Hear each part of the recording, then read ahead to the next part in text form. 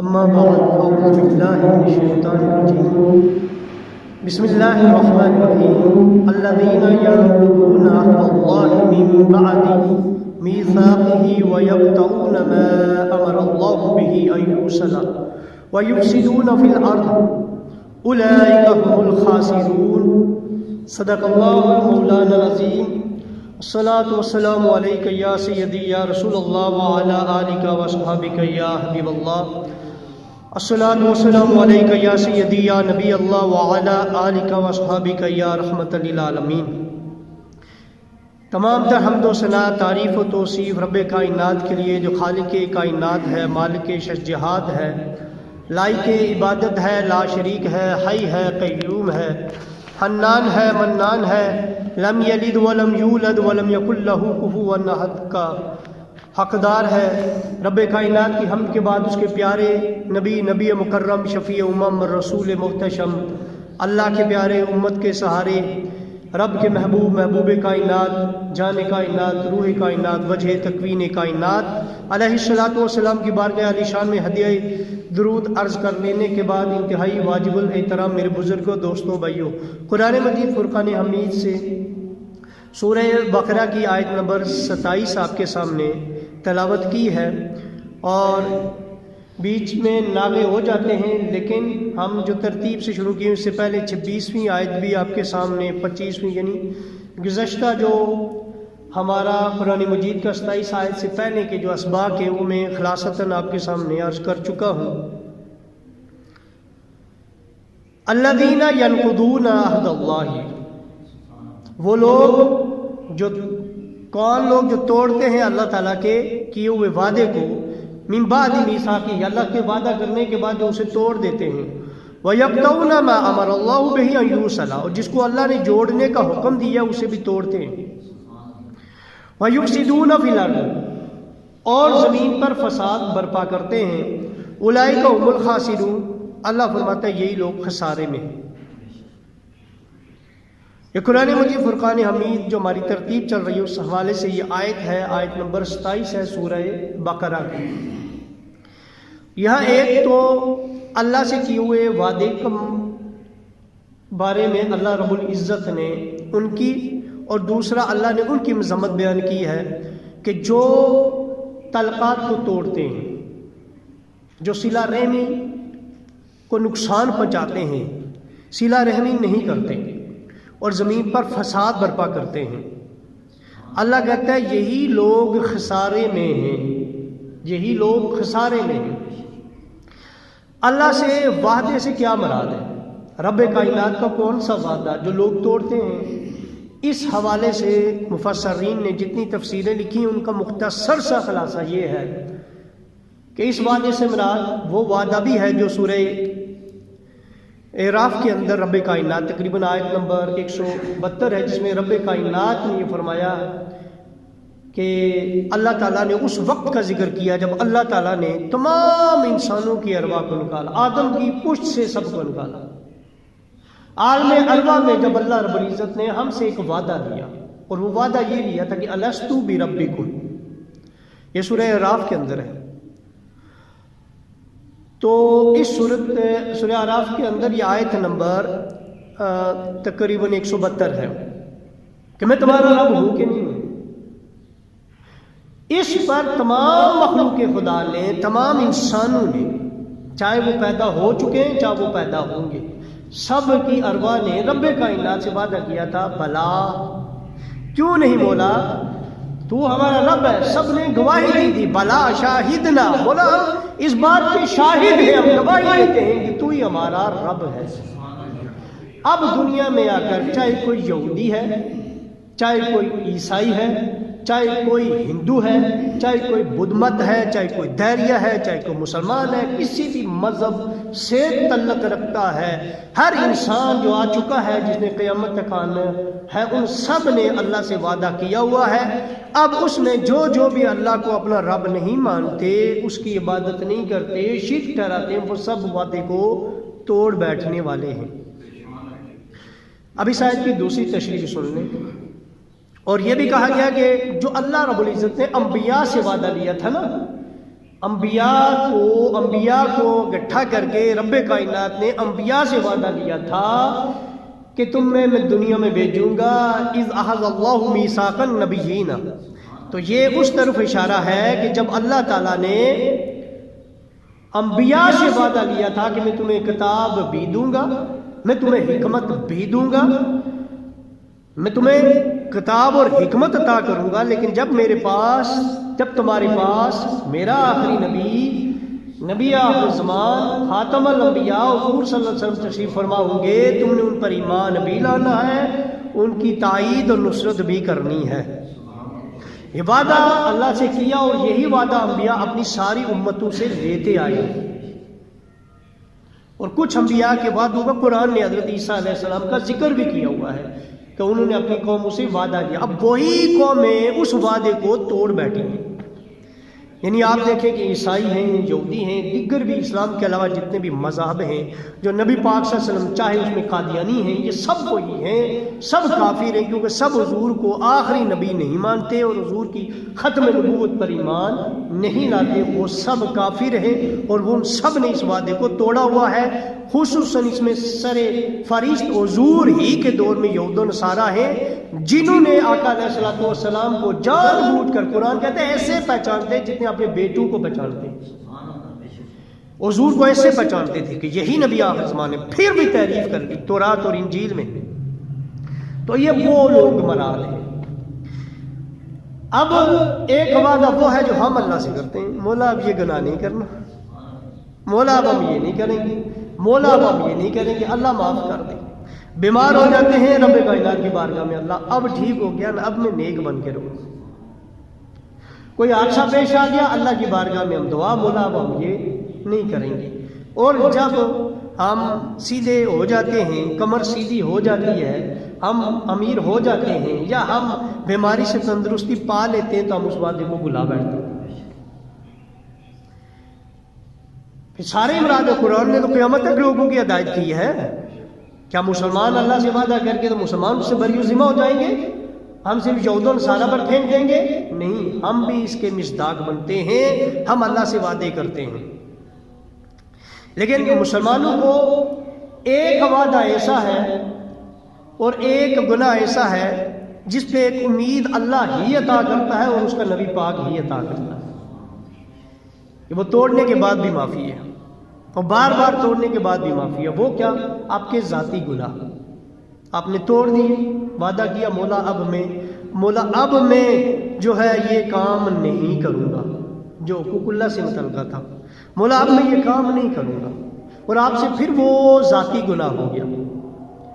اب آپ نے اللہ سے وعدہ کیا ہوتا، گناہ ہو گیا. حضور نے کیا فرمایا؟ تم زمین اور آسمان بھر کے بھی گناہ لے آؤ نا، تو اللہ تعالیٰ تم معافی مانگنے سے تھک جاؤ گے، اللہ معاف کرنے سے نہیں تھکتا. اس وقت اس لیے جو بھی گناہ اب کرو اس پہ دوہری معافی یہ بنتی ہے. معافی تو ہر وقت بنتی ہے لیکن اس گناہ پر دو قسم کی معافی بنتی ہے. ایک وہ جو آپ نے گناہ کیا، اور دوسرا وہ جو آپ نے وعدہ توڑا اللہ سے. آپ نے کہا کہ مولا میں اب یہ گناہ نہیں کروں گا، وہ وعدہ آپ نے توڑ دیا. وہ وعدہ توڑنے کا الگ گناہ ہے اور وہ گناہ کرنے کا الگ گناہ ہے. وہ بندہ پھر دونوں کی معافی مانگے، مولا جو میں نے وعدہ تجھ سے کیا تھا اس کی بھی معافی عطا کر، اور مولا جو میں نے یہ گناہ کیا اس کی بھی معافی عطا کر.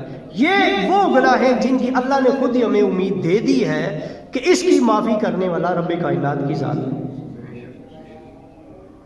اور اسی پر دنیا داری ہماری جو ہے وہ قائم بھی ہے، ورنہ صحابہ مایوس ہو گئے تھے. لیکن اللہ تعالیٰ نے پھر اللہ تعالیٰ نے امیدوں والی آیات اتاری کہ اللہ کی بارگاہ میں آؤ، معافی مانگو، اللہ معاف کرنے والا ہے. لیکن جو دوسرے گناہ ہیں نا، یہ تو آپ کی ذات سے متعلقہ ہے. دوسرے جو گناہ ہیں جن کا تعلق لوگوں سے ہے وہ اللہ اس طرح معاف نہیں کرتا جب تک آپ لوگوں سے معافی نہیں مانگتے. آپ نے کسی کا حق کھا لیا، آپ نے کسی پہ بہتان لگا لیا، آپ نے کسی کی غیبت کر لی، آپ نے کسی کو گالی دے دی، آپ نے کسی کو مارا، آپ نے کسی بھی قسم کا حق چھین لیا، ظلم کر دیا کسی پر، تو اب آپ اللہ سے معافی مانگے. پر اس میں بھی اللہ تعالیٰ ایک حد تک ڈیل دیتا ہے. لیکن یاد رکھو گناہ کی معافی تو اس وقت تک نہیں ملتی جب تک اس سے نہ معافی مانگو. لیکن دنیا میں بات بتا رہا ہوں، عبرت والی بات بتا رہا ہوں، دنیا میں بھی اللہ تعالیٰ، یہ مقافات عمل ہے. اللہ ذاتی حقوق پہ تمہیں وعدوں کی پاسداری نہیں کرتے ہو، اللہ سے معافی مانگتے ہو، وہ گناہ ان کو معاف کر دیتا ہے. لیکن حقوق العباد کے معاملے میں تم اللہ سے معافی مانگو گے، اس وقت تک نہیں معاف کرے گا جب تک بندے سے نہیں معافی مانگو گے. اور پھر اگر اس کو توڑو گے وعدے کو تو اللہ ایک حد تک ڈیل دیتا ہے، پھر ایک حد ہوتی ہے کہ اللہ رسی کھینچ لیتا ہے اور دنیا ہی میں اس کو عبرت بنا لیتا ہے اور آخرت میں بھی اس کی سزا دیتا ہے. یعنی جو بندہ حقوق اللہ کو چھوڑ کر حقوق العباد کو پامال کرتا ہے، یہ مقافات عمل ہے، اس کو دنیا میں بھی اس کا بدلہ ضرور ملتا ہے، آخرت میں بھی اس کا حقدار ہے. وہ اس کو دورے اجر کا حقدار ہو جاتا ہے. یعنی دنیا میں بھی اس کا بدلہ ملتا ہے، آخرت میں بھی اس کا بدلہ ملتا ہے. آخرت میں تو رب کے حکم کی نافرمانی کرنے پر، دنیا میں دنیا والوں کو دوسرے کے ساتھ انصاف، دوسرے کے ساتھ تم نے جو برا سلوک کیا ہے، یہ مقافات عملہ اللہ تعالیٰ تمہیں دکھاتا ہے. تو اس لیے دنیا میں رہتے ہوئے اگر آپ لوگوں کے ساتھ جو تعلقات آپ کے غلط ہیں، ان سے پہلے گھبرائیں، ان سے پہلے ڈریں، کیونکہ وہ جو ہے نا، وہ جو تعلقات ہیں لوگوں کے ساتھ، ان کا آپ کو دنیا میں ہی رسی کھینچی جائے گی. ایک حد تک ڈیل ہے اور پھر ایک حد تک ڈیل دینے کے بعد رب کائنات رسی کھینچ لیتا ہے. حضرت مالک بن دینار رضی اللہ تعالیٰ عنہ، یہ تفسیر روح البیان اٹھائیں نا، یہی آیت جو 27 آیت ہے سورہ بقرہ کی، آپ تفسیر روح البیان اٹھائیں، اس کی تشریح میں آپ کو یہ ملے گا واقعہ کہ حضرت مالک بن دینار رحمۃ اللہ تعالیٰ علیہ کا ایک چچا زاد تھا آپ کا، وہ ایک بادشاہ کے ہاں ملازم تھا، اور بادشاہ کی وجہ سے، اس کے ملازمت کی وجہ سے وہ ناجائز فائدہ بھی اٹھاتا، لوگوں پہ ظلم و ستم بھی کرتا. بادشاہ بھی ظالم ہی تھا، وہ لوگوں پہ ظلم و ستم کرتا. اور ایک مرتبہ وہ بیمار ہو گیا.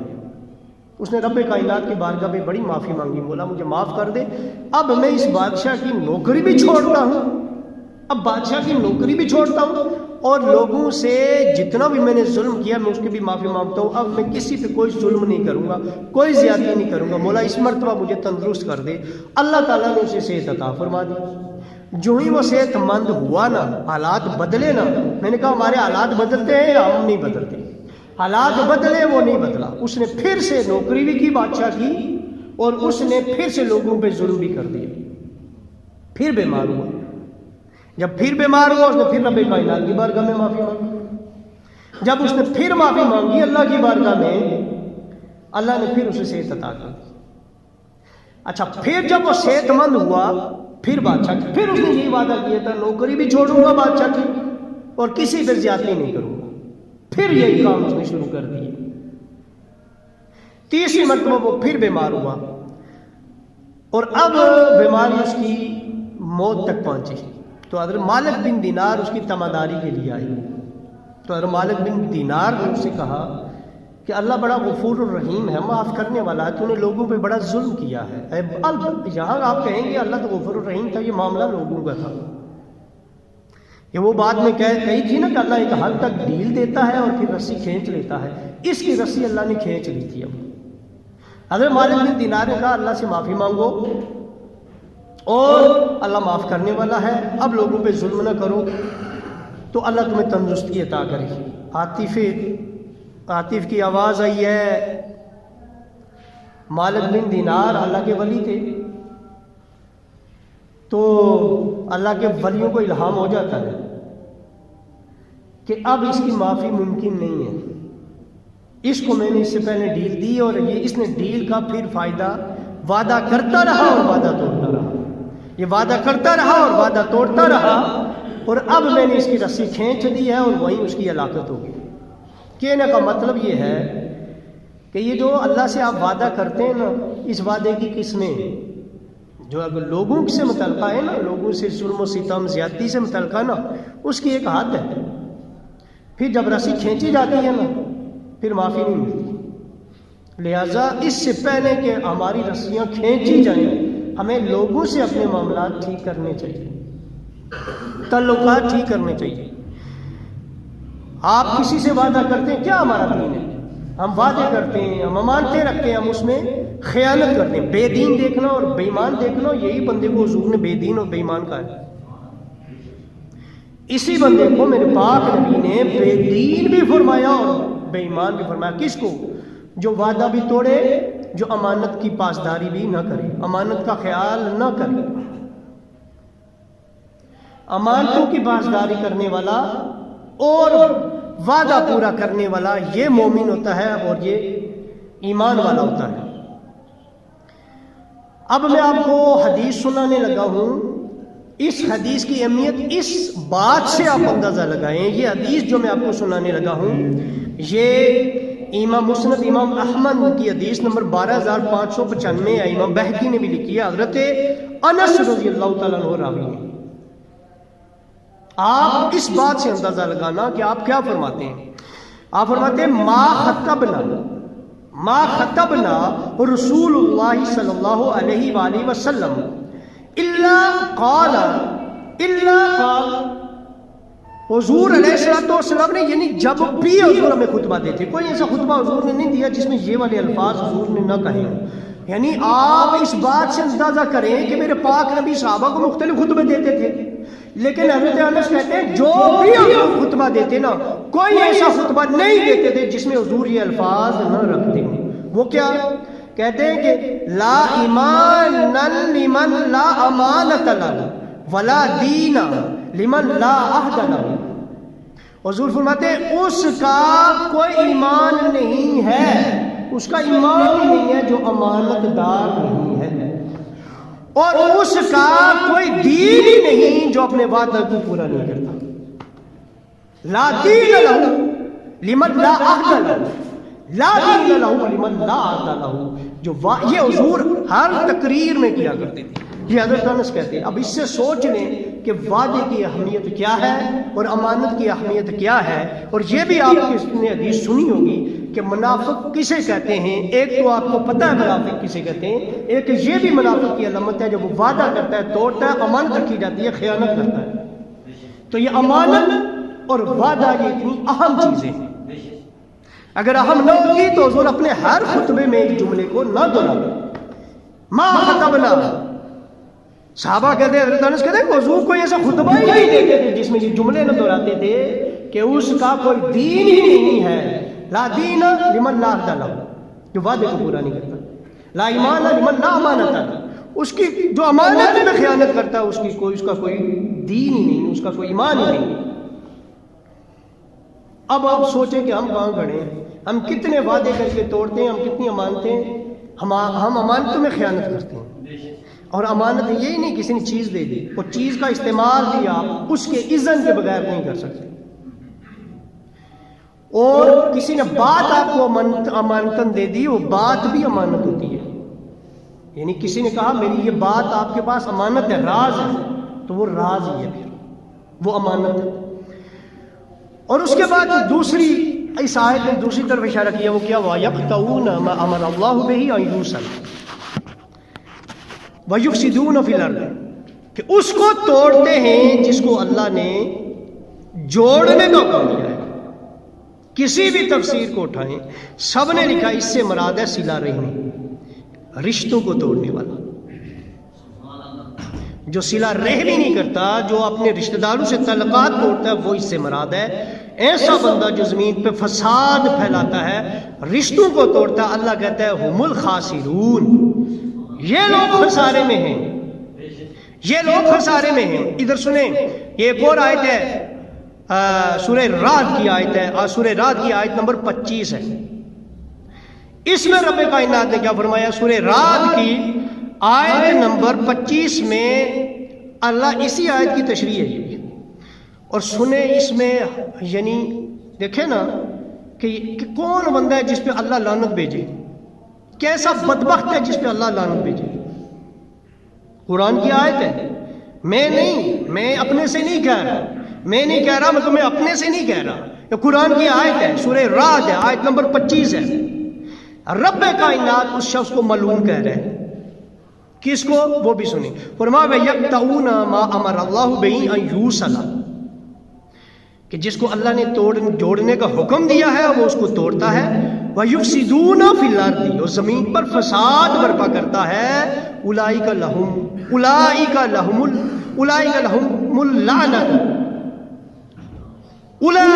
اللَّعْنَةُ، اللہ فرماتا ہے اس پر لعنت ہو۔ اور پھر آگے کیا فرمایا؟ وَلَهُمْ سُوءُ الدَّارِ، دار تو آپ کو پتہ ہے گھر کو کہتے ہیں، اور سو کس کو کہتے ہیں؟ انتہائی بری چیز کو، اس کے لیے بہت برا ٹھکانہ ہے، بہت برا گھر ہے۔ دنیا میں بھی لعنت، آخرت میں بھی انتہائی برا ٹھکانہ ہے، کس کے لیے؟ جو رشتوں کو توڑتا ہے، جو تعلقات کو توڑتا ہے۔ صحابی نے نبی پاک کی بارگاہ میں عرض کی، یا رسول اللہ وہ توڑتے ہیں، میں جوڑتا ہوں۔ اس نے کہا تم جوڑو، وہ توڑتے رہے۔ ایک صحابی کو حضور نے فرمایا وہ توڑتا ہے تو اس سے تعلق جوڑ۔ یہاں ہم کیا کرتے ہیں؟ ہم غلط بات پر منافقت کرتے ہیں، اور جو میرے دل میں اس بندے کی محبت نہیں ہے میں اسے ہاتھ کیسے ملاؤں؟ یہ منافقت ہے۔ یہ منافقت نہیں ہوتی، سنیں، یہ منافقت ہوتی تو نبی پاک منافقت نہ کرتے۔ نبی پاک کو کیا کہو گے؟ عبداللہ بن ابی کا جنازہ پڑھا دیا، وہ تو تائی منافق، رئیس المنافق کس نے فرمایا تھا؟ لیکن کیا تھا؟ امت کو فتنے سے بھی بچانا تھا۔ وہ ایک الگ کہانی ہے، وہ میں ڈسکس کر بھی چکا ہوں، پھر کبھی کروں گا۔ لیکن عرض کرنے کا مطلب یہ ہے کہ یاد رکھیں، منافقت کی تشریح میں بہت بار آپ کے سامنے عرض کر چکا ہوں، یہ منافقت نہیں ہوتی، یہ ایمان کی چیکنگ ہے آپ کی، کہ ایک بندے سے آپ کا دل نہیں کر رہا ہاتھ ملانے کے لیے، اس کے باوجود رب کے لیے آپ اس سے ہاتھ ملائیں، اللہ کی رضا کے لیے اس سے ہاتھ ملائیں، اپنے لیے نہیں۔ دل میں محبت نہیں بیٹھتی، نہ بیٹھے، رب کی رضا کے لیے اس سے ہاتھ ملائیں، اللہ کے لیے اس سے ہاتھ ملائیں۔ یہ ہے ایمان۔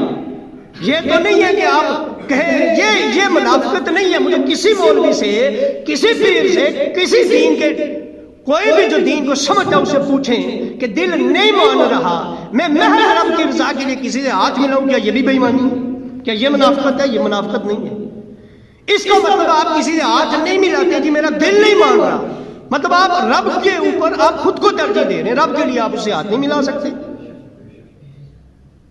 میں دیکھ رہا ہوں ہماری مسجد میں ایسا ہوتا ہے، کوئی کسی سے ہاتھ ملاتے ہاتھ ہی نہیں ملاتے، تو کیوں میں یہ حق باتیں نہ کروں؟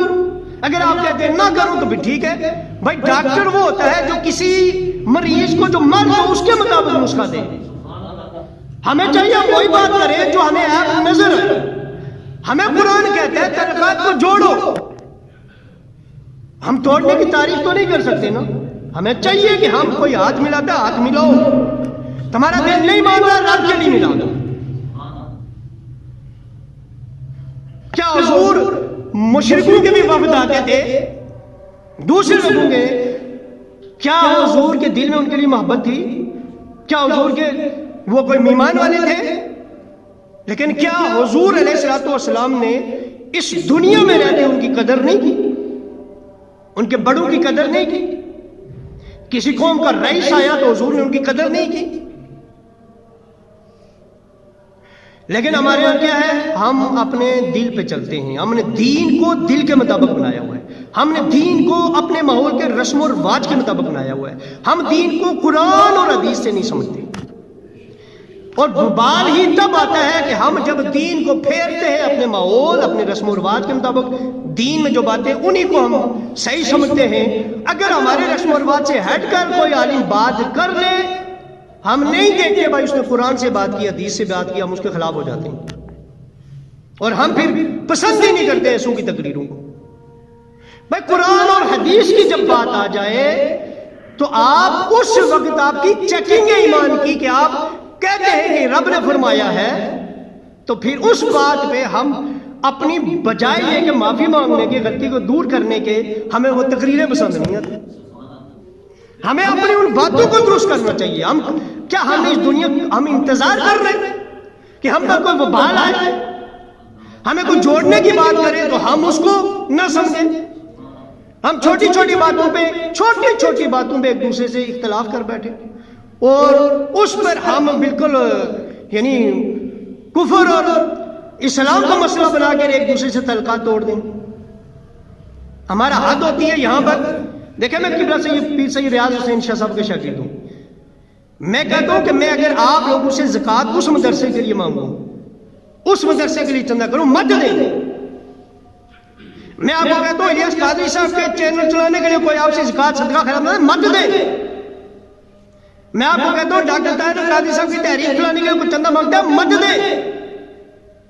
آپ کے اپنے رشتہ دار اگر ادار مقروض ہیں، کوئی سود کے نیچے دبا ہوا ہے، سود میں دیکھ رہا ہوں، مجھے پتا ہے یہاں بندے ایسے جو قرضے میں دبے ہوئے ہیں، سود ادا کر رہے ہیں، انہی کے رشتہ دار باہر صدقہ و خیرات اور زکاتیں بھیج رہے ہیں، اور وہ بندہ سود کے نیچے دبا ہوا ہے، اس کا قرضہ اتاریں۔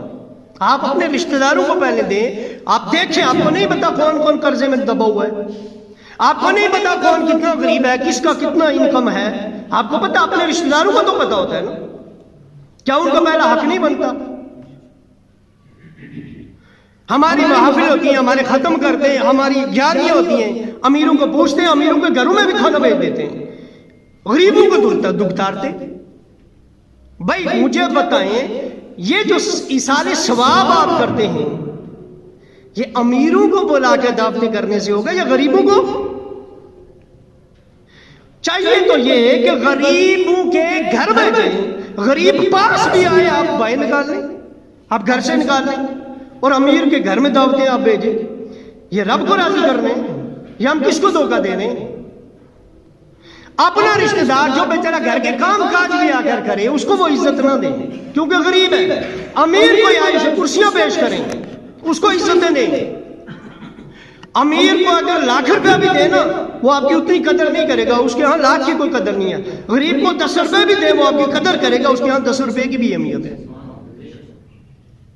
وہ دل و جان سے قربان ہوگا کہ اس کے دل میں حسد بھی ہوگا نا، حسد مٹاؤ، اپنے صدقہ و خیرات ادھر دو، غریب کی خدمت کرو، کسی کا قرضہ اتارو، کوئی اگر قرضے میں دبا ہوا اس کے پیسے، وہ قرضے سے اسے نجات دو، کوئی دیکھو اگر سود میں دبا ہوا ہے اس کے پیسوں کو اتارو، پھر دیکھو اس کے دل میں جو نفرت ہے وہ کیسے اللہ محبت میں بدلتا ہے۔ اپنے دلوں میں ہمارا کنٹرول ہے نہیں، اور ہم دوسروں کو ٹھیک کرنے میں، یہ میں آپ کو بھی کہہ رہا ہوں، خود کو بھی کہہ رہا ہوں کہ یہ جو وعدے کی بات اللہ تعالیٰ نے کی ہے، عہد کی بات اللہ تعالیٰ نے کی ہے، تعلقات قائم کرنے کی بات اللہ تعالیٰ نے کی ہے، دوسرے کی طرف کنکھیوں سے مت دیکھیں وہ ایسا ہے، یا انگلی اس کی طرف مت کریں، پوری انگلی اپنی طرف کریں، ساری انگلی اپنی طرف کر کے اپنی اصلاح کریں۔ یہ نہ سوچیں خطیب صاحب انہیں سنا رہے ہیں، نہیں، میں ہر ایک کو سنا رہا ہوں، کہو یہ مجھے سنا رہے ہیں، میں خود کو بھی سنا رہا ہوں، ہر ایک سوچے یہ مجھے سنا رہے ہیں، اپنی اصلاح کرو۔ میں کس پانی میں ہوں، میں کہاں کھڑا ہوں؟ ہمیں نام ہم لیتے ہیں دین کا، نام ہم لیتے ہیں دین کا بہانہ کر کے ہم ذاتی بڑھاسے نکالتے ہیں، صرف دین کا نام لیتے ہیں، بڑھاسے ہم ذاتی نکال رہے ہیں۔ کوئی مجھے کہتا ہے کہ مجھے ایک بندے نے کہا شاہ جی آپ نے خطابت کرنی ہے یا نہیں کرنی؟ میں نے کہا میں نے خطابت کرنی ہے، کسی کی جرت نہیں ہے مائی کا لال جو مجھے اس طرح نکالے، جب تک میں شریعت کے پاسداری کروں کسی کی جرت نہیں ہے۔ ہاں کوئی ڈاکو ہوگا، کوئی دہشت گردی کرے گا، یا کوئی جو ہے نا وہ ناجائز طریقے سے اپنے بازو کا زور اجماتے ہوئے ہٹائے، بے ایمانی طریقے سے اللہ رسول کا حق جان کر قرآن و حدیث کے مطابق مجھے ہٹا نہیں سکتا، اس طریقے سے کوئی ہٹانا چاہے ڈرا دھمکا کر وہ کر سکتا ہے، حق پر رہتے ہوئے کو مجھے یہاں سے ہٹا نہیں سکتا جب تک میں شریعت کا پاسدار ہوں، جب تک میں نے مسئلے کے حق ادا کرتا رہوں، جب تک۔ اور وہ بھی دل کی بات آپ نہیں دیکھ سکتے اندر سے نہیں، دین کیا کہتا ہے؟ ظاہراً۔ جب تک کسی میں ظاہراً نہ دیکھو، اس کے دل کے اندر، حضور نے صحابہ کو فرمایا تھا، منافق شخص تھا، حضرت عمر کو سن گیا، تم نے دل کے اندر نہیں دیکھا۔ ہم کون ہوتے ہیں؟ لوگ وہ اندر سے بے ایمان ہے، وہ دل سے ایسا ہے۔ تم کون ہوتے ہو لوگوں کے دلوں کا فیصلہ کرنے والے؟ یہ نبی پاک نے نہیں کیا، ہم کون ہوتے ہیں؟ کیا نبی پاک کو اللہ تعالیٰ نے راز فاش نہیں کیے سب کے؟ کیا نبی پاک کے پاس وحی نہیں آتی تھی؟ پھر ہم کون سے دین کو مانتے ہیں کہ ہم کہتے ہیں فلاں ایسا فلاں ایسا ہے، اور نہیں وہ ایسا ہے؟ کبھی کسی کی کسی چیز پہ بہتان، کبھی کسی کی چیز پہ بہتان، وہ بہتان ہی ہے، وہ غیبت بھی نہیں ہے۔ ایک غیبت جو ہے وہ 30 گناہوں سے زیادہ ہے، 30 زناؤں سے بڑا گناہ ہے۔ زنا کتنا بڑا گناہ ہے؟ کوئی زانی آ جائے کتنی نفرت کرو گے؟ 30 زناؤں کو برابر کہا گیا ہے غیبت کو، اور غیبت سے بڑا بہتان ہوتا ہے جو کسی میں آپ ہو نہ تو آپ اس کے اوپر لگائیں۔ اپنے رشتہ داروں کی پہلے خدمت کریں. ہاں وہ ایک الگ بات ہوتی ہے، جیسے کوئی ایمرجنسی معاملات ہے. ایمرجنسی معاملے میں آپ مراد میری یہ ہے کہ مثلا ناموس رسالت کا معاملہ آ گیا، اچانک کوئی ایسا حادثہ پیش آ گیا جس کی وجہ سے آپ کو اپنے رشتہ داروں کو وہاں تو آپ ادھار لے کر بھی ادھر دیں. ناموس رسالت کا کوئی معاملہ ہو، سڑک پہ کوئی آیا ہو، کسی بھی تنظیم کا آیا ہو اور حق پر آیا ہو، تو آپ اس کی خدمت کا سیاست کے لیے نہ آیا ہو، ناموس رسالت کے لیے آیا ہو، آپ اس کی خدمت کر سکتے ہیں. اور اس وقت آپ ادھار لے کے بھی کریں. اس وقت میں یہ کہوں گا، یا پھر کوئی ایسا بندہ مجبور آپ کے پاس آتا ہے، اس کی ماں مر رہی ہے ہاسپٹل میں، یا اس کا باپ مر رہا ہے، اس کا بھائی مر رہا ہے، اس کا بیٹا مر رہا ہے، یا اس کو کوئی ایسا پرابلم ہے کہ ڈاکٹر نے اسے اتنے پیسے لکھ دیے. ہاں اس ایمرجنسی میں آپ ادھار لے کر بھی اس کی مدد کر سکتے ہیں. میں اس کو نہیں کہہ رہا کہ اس کو آپ بیچارے کو مرنے دیں اور رشتہ داروں کو پالتے رہیں، نہیں. اس وقت وہ ایک ایمرجنسی کیس ہے، وہ کوئی غیر بھی آتا ہے تو آپ اس کی زندگی کو بچائیں، وہاں پیسے دیں، لیکن پہلا حق آپ کے رشتہ داروں پہ. پھر اس کے بعد آپ کے اپنے محلے میں دیکھیں، آپ کے گھر میں آپ کا خطیب ہوں، میں پوچھتا ہوں میرے پاس اتنے بچے فری میں پڑھ رہے ہیں، ان کے بچے میرے پاس پڑھتی ہے، یہ فیس بھی دے رہے ہیں، لیکن جو بچے میرے پاس فری میں پڑھ رہے ہیں وہ زیادہ ہیں. 4 ٹیچریں 40,000 روپیہ بھی ہمارے پاس منتھلی نہیں ہوتا، ان کی تنخواہیں کہاں سے پوری ہوتی ہیں؟ تو اب میں یہ پوچھوں کہ میں نے کبھی آپ سے چندے نہیں کیے ان کے لیے، اور نہ میں کرنے والا ہوں. آپ کو پتا ہے میں بڑی عید میں بھی آپ سے وہ چمڑے نہیں مانگتا تھا، کیونکہ آپ ناصر صاحب اس مسئلے کی خدمت گار تھے اور میں ان کی وجہ سے خاموش تھا. اس وقت اب اگر آپ ناصر صاحب نہیں ہوں گے تو پھر آپ لوگوں نے یا اپنے غریب رشتہ داروں کو دیں، ان کے قرض اتارے، ان کو چمڑے دیں. میں ان کا حق نہیں کہہ رہا، لیکن نہیں ہے تو فقیر، ہمارے مدرسے میں کثرت کے ساتھ فقیر ہی بچے پڑھتے ہیں، پھر ان کی خدمت کریں. کتنی بچیاں ہمارے پاس فری میں، ابھی تک کسی ایک بچی ہمارے پاس ایسی نہیں ہے جس کی کوئی کہے شاہ جی اس کی فیس میں ادا کروں گا. اور آپ سب کو پتہ ہے کہ بعضوں کی بچیاں پڑھتی بھی ہیں، یہاں رشتہ دار پڑھتے بھی ہیں. ہم نہیں، میں مانگ نہیں رہا، میں لے نہیں رہا، میں آپ کو وجہ بتا رہا ہوں کہ میں کیوں یہ کام کیوں نہیں کرتا. آپ کو نہیں پتا کہ میں کس طرح سے وہ خرچے پورے کرتا ہوں، لیکن نہیں، یہ کام میں نہیں کرتا. میں اس لیے نہیں کرتا کہ کسی غریب کی آہ مجھے نہ لگے کہ اس کا رشتہ دار جو ہے حقدار اور میں لے لوں. حالانکہ وہ بھی دین کے، وہ بھی فقیر ہے. قرآن جو کہتا فقراء کو لگے، وہ بچیاں بھی فقیر ہیں جن کی ہم نے فیسیں بھی معاف کی ہوئی، جن کو کتابیں یونیفارم بھی دیتے، غریب بھی ہیں، اوپر سے دین بھی پڑھ رہے ہیں. تو بہرحال بات یہ ہے کہ رشتوں کو جوڑنے کا اللہ نے حکم دیا ہے، اور خصوصاً وہاں پر جو آپ سے تعلقات توڑے، جس سے ہاتھ ملانے کو دل نہیں کرتا نا، اس سے جا کے ہاتھ ملائیں، اس کی خدمت کریں. جس کا دل نہیں کرتا کہ اس کو میں زکات دوں، جس کو دل نہیں کرتا میں اس کو صدقہ دوں، اسی کو دیں. کیوں؟ اب آپ رب کے لیے دیں گے. جہاں دل نہ مانے آپ رب کی رضا کے لیے اسی سے ہاتھ ملائیں، اس کو دیں.